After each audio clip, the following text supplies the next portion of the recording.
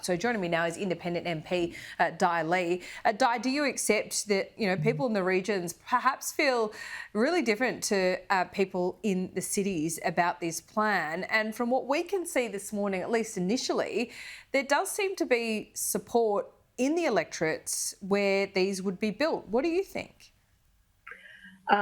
Look, first of all, the Liberal Party is not in power. They haven't won government yet. So I suppose this is quite hypothetical. And for me, the conversation around nuclear or any source of type of energy just, I think, highlight the issue, which is really very core issue in our community, which is energy prices and our energy bills and the cost of living. And I have said to you this many times when I've gone door knocking, and I just, last week, when we speak with people, the first thing that they raise with me is the energy bill. Right. Petrol prices and grocery prices have gone up and they're struggling. So, any government, I think at this point in time, need to really address how do we actually tackle that? How do we alleviate the pressures, the cost of living pressures that many communities, and in particular my community in Fowler, are experiencing? You can talk about this type of energy, that type of energy till kingdom come. But if we don't actually address the current crisis in terms of the energy bills and wholesale electricity prices have gone down, why is it then that not being passed on to people? So that's why we're talking about other things when we can't even resolve what's actually happening now in our community. Yeah, that's right. Wholesale energy prices have gone down. Look at why isn't that being actually passed on to consumers? Yeah, that's right. And that's a really good question, Di. But I mean, at the moment, we've had these climate wars for so long. And rightly, we're talking about what the cost of nuclear might be.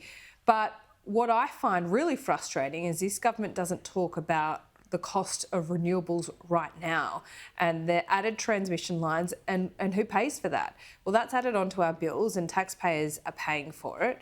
And there's no talk about, what that 10 to 20% other than renewables will be to provide baseload power.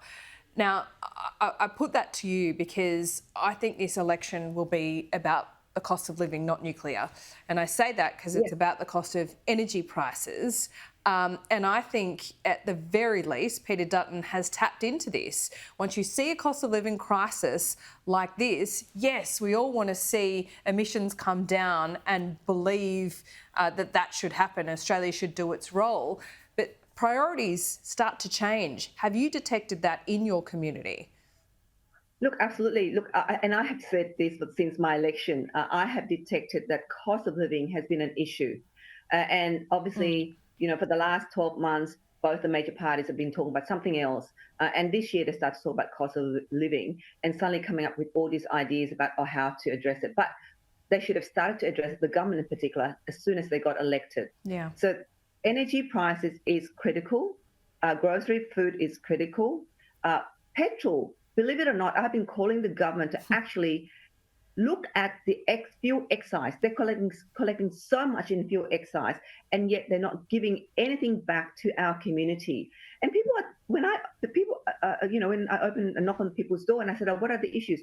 "Oh my God, petrol prices have gone up again. Like we driving so far for work, and the cost of the supply chain, people delivering food, and all of that. These are basic daily needs that communities are suffering." And I'm saying to the government, look at the fuel excise. They're so stubborn. They said they're not going to give the community anything back when people are driving to work, long distances to work. Every day, working Australians are using normal cars still that are needing to fuel petrol. So let's look at how they can alleviate that aspect of people's lives. So, these are the basic. Go out there, speak to the individuals on the ground, and and find out what it is that's impacting your electorate, because that's what I know. Cost of living is priority here in Fowler and in Western Sydney, no doubt.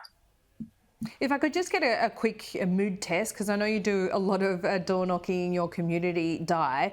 What are you detecting in terms of attitudes towards the major parties? Are people disappointed in Labor? Do you think they'll move away from it the next election? Are they willing to give Peter Dutton a go? Look, it's funny. Like, when I door knocked, people will complain about the government, and I've had this week. I had a few people who've been Labor supporters for a long time. Look, I've only, like I said, I've door knocked hundreds of homes, and a lot of them are not home. But those who stopped to tell me, that they've had enough of Labor, and the Labor today is not of the same Labor that they knew 20 or 30 years ago. So that's the feedback that I get from the people who've lived in the street for 30 or 40 years. And they are traditional Labor voters.